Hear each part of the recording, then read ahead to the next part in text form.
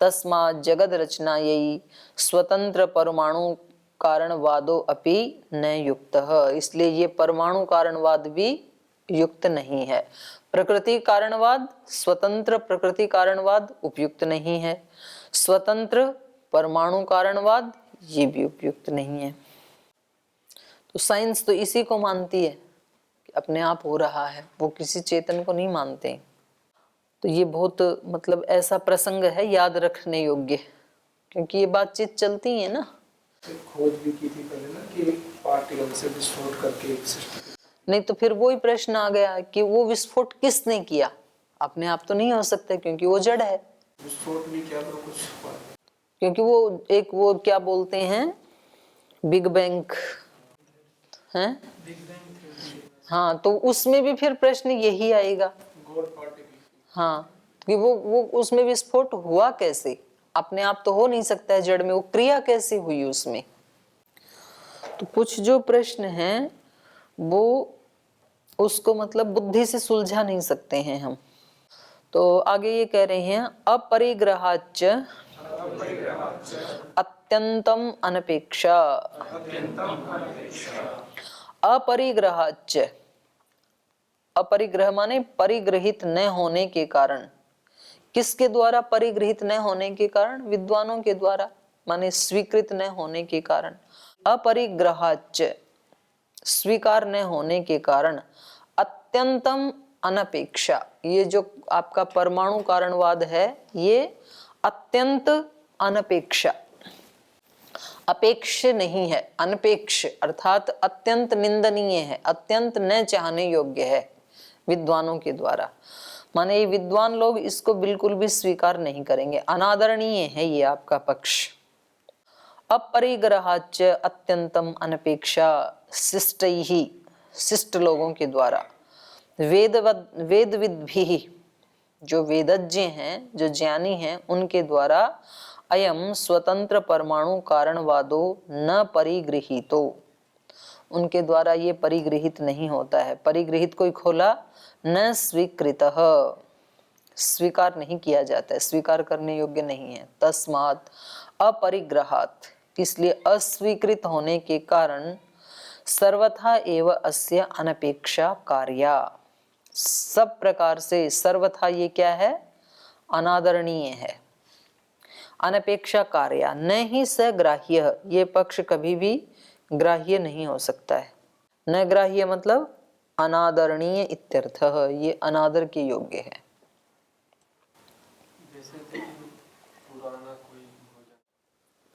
पुराना कोई भोजन जैसे सड़ गया तो उसमें उसकी जीव की उत्पत्ति कैसे हो गई? तो ये तो हमारे शरीर भी ऐसे ही हो रहे हैं।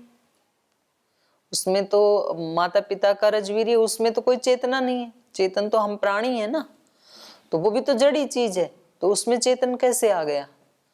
तो हर चेतन प्राणी को एक प्रकृति का अनुकूल एक एटमॉस्फेयर मिलता है, उसमें वो पनपते हैं। नहीं, जड़ से नहीं मानेंगे ना, आया तो चेतन ही, कीट तो चेतन ही है ना, पर वो जो कीट है वो उस एटमॉस्फेयर में ही शरीर धारण करता है। माने सृष्टि भी जैसे प्रलय काल में भी तो सारी चीजें वही होती हैं, पर प्रलय के बाद एक स्थिति ऐसी आती है कि एक ऐसा एटमॉस्फेयर भगवान के द्वारा तैयार किया जाता है। जैसे ये भोजन किसी ने सड़ाया तो किसी चेतन ने ही तो डाला ना, तो वहां ब्रह्म की प्रेरणा से कोई एक ऐसा वायुमंडल तैयार हो गया, तो उसमें खास तरह की जीवात्माएं शरीर धारण करेंगी। तो इसलिए सृष्टि के आदि में जैसे ये आज हमें दिखाई दे रही है, ज्यों की त्यों सारी सृष्टि एकदम से तैयार नहीं होती है, क्रमशः होती है ना।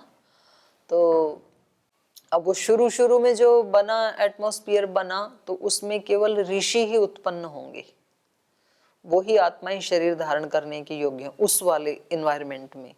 फिर आगे चल के उसमें चेंज होते गए, तो वो हो तो रहे हैं ब्रह्म की प्रेरणा से ही, लेकिन उसमें अलग अलग जीवात्माएं शरीर धारण करेंगी।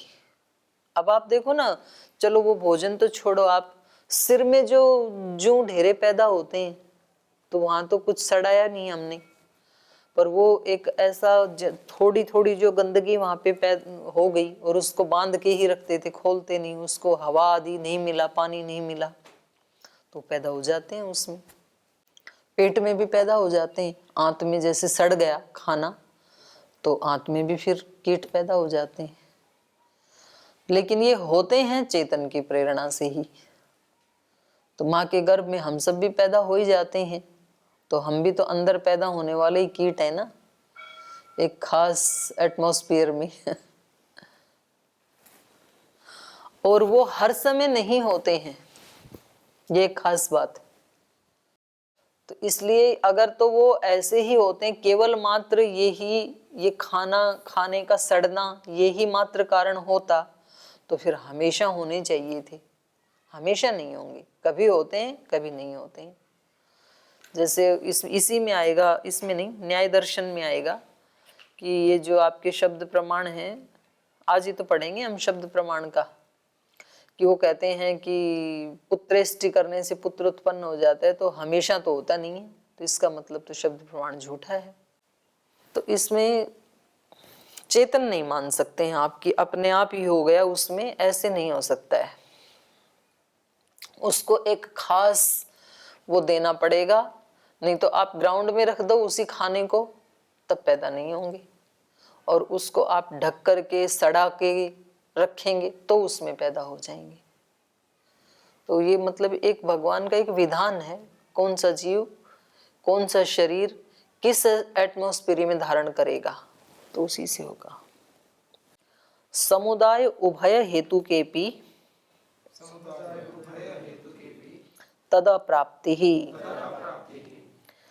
तो ये कह रहे हैं कि ठीक है, आप ये सृष्टि बनी और इसमें रूप आया, रस आया, ये धर्म आए, कहाँ से आए, ये सारा झंझट ही छोड़ो ना। सृष्टि को क्या समझ लो, एक समुदाय समझ लो, जो आप न्याय दर्शन में पढ़ रहे हैं ना, अवयवी और समुदाय, तो वो वाला प्रसंग है ये, कि ये जो आपको अलग अलग चीजें दिख रही हैं ना, ये हैं,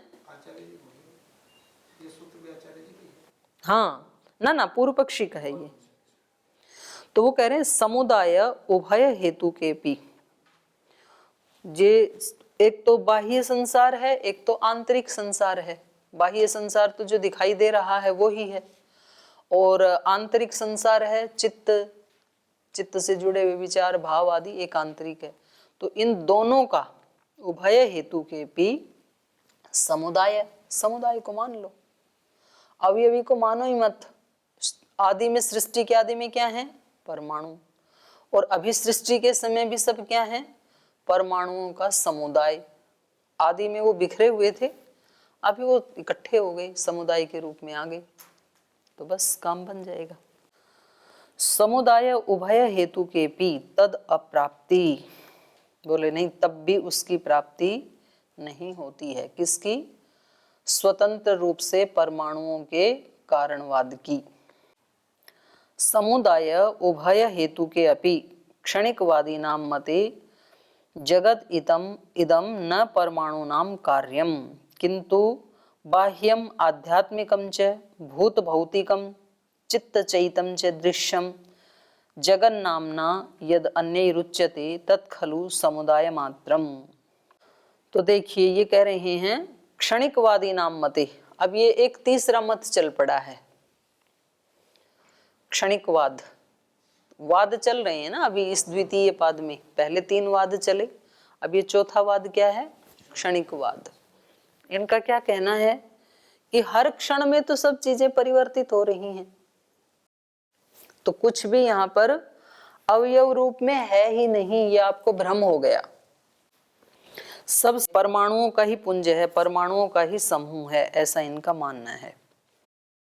क्षणिकवादी नाम मते इदम जगत न परमाणु नाम कार्यम, ये परमाणुओं का कार्य नहीं है। कार्य मतलब तो कोई नई चीज बनना, तो परमाणुओं से यहाँ पर कोई नई चीज नहीं बनी है। ये क्या, किन का मानना है, क्षणिकवादियों का। किंतु बल्कि क्या है, बाह्यम आध्यात्मिकम च, बाह्य क्या है, भूत भौतिकम, भूतों की सृष्टि और भूतों से बनने वाले भौतिक, तो इसको कहा भूत भौतिकम। और आध्यात्मिकम च चित्त चैतम, अंदर से एक सृष्टि है चित्त, और चैतम मतलब चित्त से संबंधित जो भी विचार भाव हैं, चित्त में होने वाली। हाँ चित्त में होने वाले तो चित्त से संबंधित हो गए ना। तो दो तरह का संसार है, भूत भौतिकम चित्त चैतम च दृश्यम जगन नामना यदुच्यते। तो ये दो प्रकार का जो दृश्य है जिसको जगत के नाम से कहा जा रहा है, तत्खलु समुदाय मात्रम। तो ये दोनों ही प्रकार का जगत कार्य रूप नहीं है, कोई नई चीज नहीं बनी है, बल्कि क्या है, समुदाय मात्र है परमाणुओं का। भूत भौतिकम तो परमाणु नाम समुदायः, जो भूत दिखाई दे रहे हैं पंचभूत आपको सृष्टि में, और भूतों से बने हुए ये बहुत सारी जो वस्तुएं दिखाई दे रही हैं आपको, वो सब तो क्या है, परमाणु नाम समुदाय, परमाणुओं का समुदाय है केवल। अब ये बात वहां पर भी आई थी ना कि आप समुदाय किसको कहते हैं, न्याय दर्शन में भी आया था ना। समुदाय आप एक ही परमाणु को, परमाणु के अनेक संयोग, इसको आप समुदाय कह रहे हैं, या फिर अनेक परमाणुओं का संयोग, या एक ही परमाणु का अनेक संयोग, तो आप किसको कह रहे हैं। तो बस यहाँ पर इन्होंने पूछा नहीं, भाष्यकार ने ये कह रहे हैं भूत भौतिकम तो परमाणु नाम समुदाय। ये जो भूत और भूतों से बना भौतिक संसार है ये तो केवल परमाणुओं का समुदाय है। चित्त चैतम च पंचस्कंधा नाम समुदाय, और जो चित्त है और जो चित्त से संबंधित जो भी भाव विचार आदि हैं वो क्या है, पंचस्कंधा नाम समुदाय, वो पांच स्कंधों का समुदाय है। ये पंचस्कंध क्या है ये अभी पढ़ेंगे हम यहाँ पे, तो थोड़ा इसको देख लेते हैं। परमाण वस्तु खर स्नेह उष्ण और ईरण स्वभावा भूत भौतिके पृथिव्यादि रूपे समुदयन्ते। परमाणु किस किस स्वरूप वाले हैं, परमाण वस्तु खर, खर मतलब खुरदरा कठोर। परमाणु जो है एक तो उनमें खर गुण है, माने खुरदरापन, कठोर वाला, तो ये तो पृथ्वी हो गया। तो ये खुरदरे खुरदरे जो परमाणु मिले उनसे क्या बन गया, पृथ्वी। और परमाणु कैसे हैं, स्नेह, स्नेह गुण वाले हैं। स्नेह मतलब थोड़ा चिकनापन, तो वो जो परमाणु मिले तो उससे क्या बन गया, जल बन गया। और उष्ण, कुछ परमाणु उष्ण स्वभाव वाले हैं, तो उष्ण स्वभाव वालों का समुदाय अग्नि बन गया। और ऐसे ही ईरण, ईरगतौ, ईरण मतलब प्रेरण गति वाले, कुछ परमाणु ऐसे हैं जिनका स्वभाव गति वाला है, तो वो जब इकट्ठे हुए तो उससे वायु बन गया, तो बन गए ना भूत सारे आकाश को छोड़ के। तो ये चार प्रकार के वो बताए इनका स्वभाव, परमाण वस्तु खर स्नेह उष्ण ईरण स्वभावा भूत भौति के पृथिव्यादि रूपे समुदयन्ते। पृथ्वी आदि जो चार भूत हैं इनके रूप में समुदाय रूप में बन गई, ऐसा मानना है उनका क्षणिकवादियों का। रूप विज्ञान वेदना संज्ञा संस्कार संज्ञका पंचस्कंधाश्च चित्त चैत्य रूपे समुदयन्ते। और ये जो पांच स्कंद हैं इनका स्वभाव क्या है, रूप विज्ञान वेदना संज्ञा संस्कार संज्ञका और संस्कार। तो रूप संज्ञका, विज्ञान संज्ञका, वेदना संज्ञका और संस्कार संज्ञका पंचस्कंधाद स्कंधाश्च चित्त चैत्य रूपे समुदयन्ते। तो ये जो पांच स्कंद हैं ये चित्त और चैत्य के रूप में उपस्थित हो गए, बन गए समुदाय इनका। तो इति उभय विद उभय हेतु का समुदायो अन्यई जगद अभिधीयते। तो ये जो दो प्रकार का उभय हेतु कह, उभय हेतु वाला, दो प्रकार के हेतु वाला, एक का तो हेतु क्या हो गया, ये परमाणु हो गए खर स्नेह उष्ण ईरण स्वभाव वाले, और जो दूसरा है दूसरी प्रकार का चित्त चैत्य, ये रूप विज्ञान वेदना संज्ञा संस्कार इस हेतु वाले हो गए। तो इति उभयविदः उभय हेतु कह समुदायो अन्यई जगत अभिधीयते। दूसरे लोगों के द्वारा, अन्य जो दूसरे लोग हैं वो इसको क्या मानते हैं? जगत। लेकिन वास्तव में ये क्या है? परमाणुओं का समूह है। तो ये एक बार इसमें 12वें समुल्लास में आता है। इसको ऐसे ही माना है जैसे इन्होंने बताया है ना, ऐसे ही दिया है महर्षि दयानंद ने भी। इस शरीर में चारों भूतों के संयोग से जीवात्मा उत्पन्न होकर उन्हीं के वियोग के साथ ही नष्ट हो जाता है, क्योंकि मरे पीछे कोई भी जीव प्रत्यक्ष नहीं होता। हम एक प्रत्यक्ष ही मानते हैं, क्योंकि प्रत्यक्ष के बिना अनुमान आदि होते नहीं, इसलिए मुख्य प्रत्यक्ष के सामने अनुमान आदि गौण होने से उसका ग्रहण नहीं करते। तो कह रहे हैं ये पृथ्वी आदि भूत जड़ हैं, उनसे चेतन की उत्पत्ति कभी नहीं हो सकती। फिर ये 4 वाक्य का मत चला।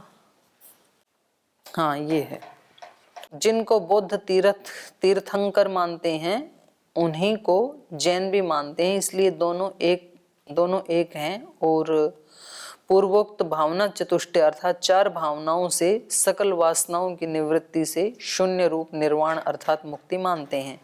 तो अपने शिष्यों को योग और आचार का उपदेश करते हैं। गुरु के वचन का प्रमाण करना, अनादि बुद्धि में वासना होने से बुद्धि ही अनेक आकार वाली भासती है, और चित्त चैतात्मक स्कंध 5 प्रकार का मानते हैं।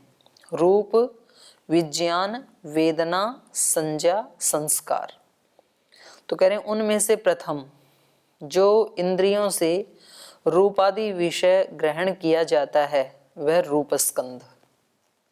जैसे हम रूप तन्मात्र मानते हैं ना, ऐसे ये स्कंद कह रहे हैं उसको। इंद्रियों से रूपादि विषय ग्रहण किया जाता है उसको क्या कहेंगे? रूप स्कंध।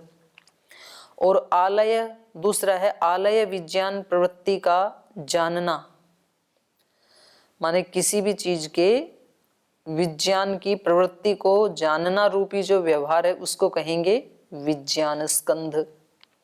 और तीसरा है रूप स्कंध और विज्ञान स्कंध से उत्पन्न हुआ सुख दुख आदि की प्रतीति रूप जो व्यवहार है उसको क्या कहेंगे? वेदना स्कंध। वेदना मतलब संवेदना। और गो आदि संज्ञा का संबंध नामी के साथ मानने वाले रूप को क्या कहेंगे? संज्ञा स्कंध। और 5वां है वेदना स्कंध से राग द्वेष आदि क्लेश और भूख प्यास आदि उपक्लेश और मद प्रमाद अभिमान धर्म अधर्म रूप व्यवहार, इनको कहेंगे संस्कार स्कंध। तो वो ही है जो वैदिक धर्म में है। तो कह रहे हैं अब संसार में सुख दुख रूप दुख का घर दुख का साधन रूप भावना करके संसार से छूटना 4 वाकों में अधिक मुक्ति और अनुमान और जीव को न मानना, ये बोध मानते हैं। तो ये अगला प्रसंग चल पड़ा। तो जैसा यहाँ इन्होंने बताया है ना, इनका कहना क्या है कि जो सूक्ष्म जगत है आध्यात्मिक चित्त चैत्य, वो तो इन 5 स्कंधों से बन गया। मतलब उसको ये परमाणु इस तरह नहीं मान रहे हैं। परमाणु वाला तो जुड़ जुड़ के उस समुदाय से ये 5 भूत बन गए और भूतों की सृष्टि बन गई। और एक जो आध्यात्मिक सृष्टि है तो उसमें और सूक्ष्म है वो स्कंद, रूप स्कंद माने रूप तन मात्र, ऐसे हम कहेंगे। एक तो तन्मात्र वाली स्थिति, एक भूतों वाली स्थिति है, तो 2 स्थिति होगी ना। तो हम भी तो चित्त की जो रचना है वो वही तो मानते हैं। सांख्य दर्शन में क्या माना उसको? सांख्य दर्शन में चित्त के कितने वो बताई घटक? 18 बताए ना। तो सूत्र बोलो क्या है? सूक्ष्म शरीर के घटक। हाँ, 17 लिंगम, 17 एकम। तो 17 क्या है? 17 में क्या क्या आ जाएंगे? 11 तो ये हैं जो अहंकार से बनी, उभयम इंद्रियम, और 11वां मन, तो ये हो गए। और 5 इधर सूक्ष्म तन्मात्राएं, तो 11 और 5 16, और उधर अहंकार और महतत्व, तो ये कितने हो गए 18। तो इनसे बना है सप्तदशैकम लिंगम, 18 उसके चिन्ह है, ऐसा है चित्त, ऐसा ही ये मानते हैं। तो कह रहे हैं ये दोनों जगत बन जाएंगे तो कोई दिक्कत नहीं आएगी ना। चलिए अब यहाँ से आते हैं। रूप विज्ञान वेदना संज्ञा संस्कार संज्ञका पंचस्कंधाश्च चित्त चैत्य रूपे समुदयन्ते इति उभयविध उभय हेतुकः समुदायो अन्यैहि जगद अभिधीयते। तो ये जो दोनों प्रकार का और दोनों हेतुओं से बनने वाला जो समुदाय है, ये दूसरे लोगों के द्वारा, माने जो क्षणिकवाद से अलग जो लोग हैं उनके द्वारा जगत अभिधीयते, जगत कहा जाता है। सो अयम तेषाम अभिप्रेत उभय हेतुकः समुदायो अपि अनपेक्षणीय अनादरणीय।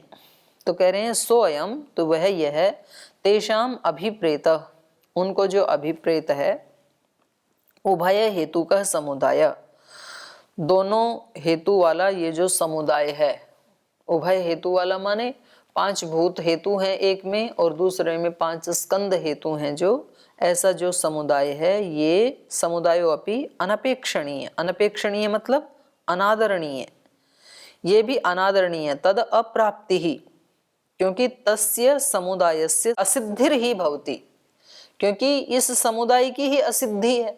तो आपने न्याय दर्शन में भी अभी अभी पढ़ी रहे हैं ना आप, कि उस समुदाय की सिद्धि तो करो, क्योंकि यदि तो आप उसमें संयोग गुण को स्वीकार कर लेते हो, समुदाय कब बनेगा भाई, वो सारे आकर के पास में और संयुक्त हो गए, तब तो वो अवयवी ही बन ही गया, आपने अवयवी को स्वीकार कर ही लिया। और यदि तो आप उसमें संयोग नहीं मानते हैं तो फिर 3 दोष आएंगे, क्योंकि संयोग के बिना ना तो आप किसी चीज का परिमाण बता सकते हैं और ना तो आप कोई उसमें स्पंदन होगा, कोई क्रिया नहीं हो सकती संयोग के बिना, और किसी द्रव्य का आप प्रयोग नहीं कर सकते हैं। तो यदि आप उसमें संयोग गुण को नहीं मान रहे हैं परमाणुओं में, तो फिर ये दोष आएंगे। जाति विशेष का प्रयोग आप नहीं कर सकते हैं, क्योंकि संयोग से विशेष प्रकार के परमाणुओं के संयोग से ही जाति विशेष का आश्रय तैयार होता है, कि भाई ये गो जाति का आश्रय है, ये परमाणु समूह ये घटपट का है, ऐसे। तो ये दोष आएंगे ना वहां पे, तो आपको स्वीकार करना ही पड़ेगा। तो यही बात है यहाँ पर भी। ये कह रहे हैं कि ये जो आप उभय हेतुक समुदाय बता रहे हैं, तो ये भी अनपेक्षणीय है, ये भी अनादरणीय है, क्योंकि इन्होंने पहले जो स्वतंत्र रूप से परमाणुओं को कारण माना तो वो तो खंडित हो ही गया। फिर अगला इन्होंने क्या कहा कि परमाणुओं को उनसे कोई कार्य जगत बनता है ऐसा हम मानते ही नहीं है, बस केवल वो इकट्ठे हो जाते हैं परमाणु, तो बाह्य जगत और आंतरिक जगत दोनों ऐसे ही बन जाएंगे बिना संयोग के ही। तो कह रहे नहीं, आपका ये कथन भी अनादरणीय है, क्योंकि तस्य समुदायस्य असिद्धिर ही भवति, क्योंकि उस समुदाय की सिद्धि नहीं है, तो समुदाय ही नहीं है तो कैसे जगत बनेगा। क्षणिकवादे समुदायस्य स्वरूपम नावतिष्ठते, जो क्षणिकवादी हैं उनके मत में समुदाय का स्वरूप होगा ही नहीं, है ही नहीं, क्योंकि समूह तो तब बने ना, एक परमाणु है, फिर दूसरा भी आया, तीसरा, चौथा, पांचवा आया, और ये तो क्या कह रहे हैं, हर चीज हर क्षण नष्ट हो रही है, तो एक क्षण ही तो उसका अस्तित्व रहा ना, किसी भी वस्तु का, किसी भी परमाणु का, अगले क्षण में तो वो है ही नहीं, तो जुड़ेगा किसके साथ वो। तो इसलिए समुदाय की ही, मतलब वहां अन्य ढंग से खंडन किया है उन्होंने समुदाय का संयोग को लेकर के। यहाँ पर भाष्यकार कह रहे हैं कि आप क्षणिकवादी हैं तो अगले क्षण में समुदाय के लिए कोई दूसरा आप परमाणु आपके पास बचेगा ही नहीं। क्षणिकवादे समुदायस्य स्वरूपम नावतिष्ठते, समुदायो ही पौर्वापर्यम अपेक्षा भवति, क्योंकि समुदाय तो पौर्वापर्य की अपेक्षा से बनता है ना। समुदाय कब बनेगा, उससे पूर्व वाला परमाणु, फिर उससे पूर्व वाला परमाणु, फिर उसके पर वाला परमाणु, और उन सब को एक जगह इकट्ठा कर दो, तब तो समुदाय बनेगा।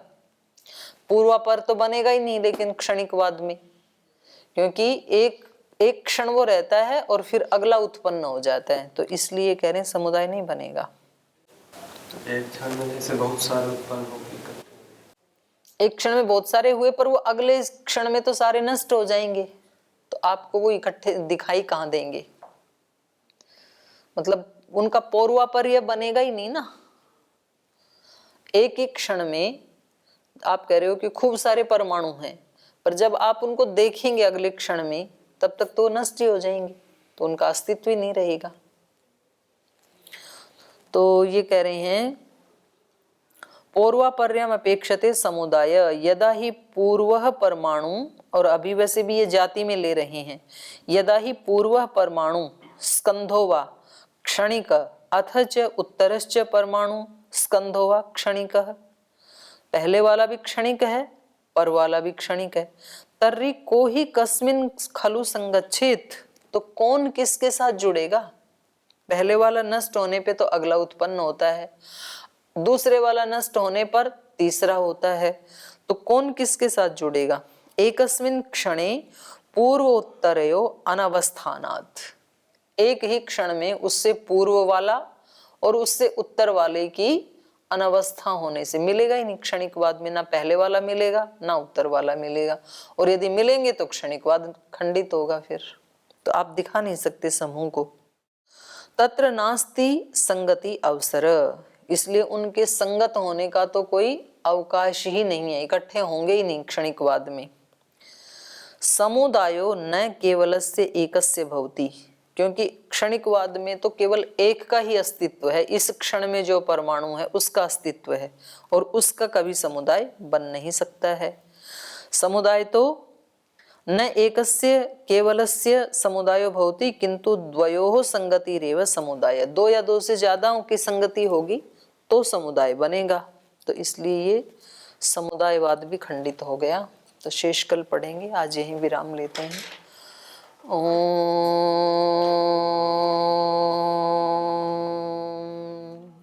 शांति शांति शांति। श्री गुरुभ्यो नमः।